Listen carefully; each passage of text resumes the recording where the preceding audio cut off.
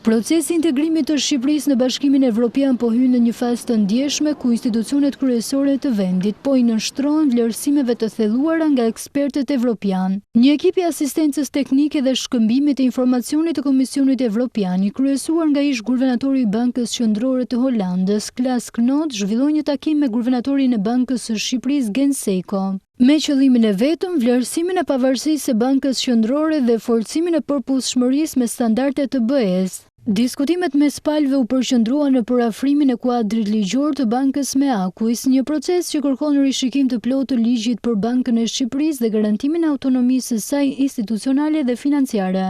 Guvernatori Seiko theksoi angazhimin e bankës ndaj këtyre objektivave, duke nënvizuar se pavarësia është thelbësore për qeverisjen moderne dhe për besueshmërinë e politikës monetare.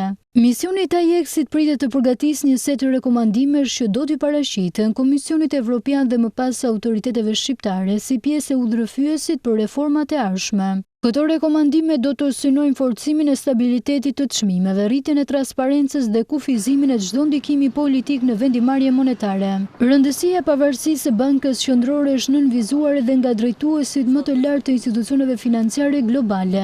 Presidenti i Bankës Qendrore Evropiane dhe drejtori e FMN-s në mesazhet e tyre të fundit drejtuar Bankës së Shqipërisë e cilësuan autonominë e bankës si një parakusht për stabilitetin afatgjatë dhe përgatitje të shëndetshme për anëtarësimin në BE. Sipas tyre, një bankë qendrore e pavarur siguron politika monetare të qëndrueshme, rrit besimin e tregjive dhe ul rrezikun e presioneve politike, elemente që janë thelbësore për ekonominë që synojnë integrimin evropian.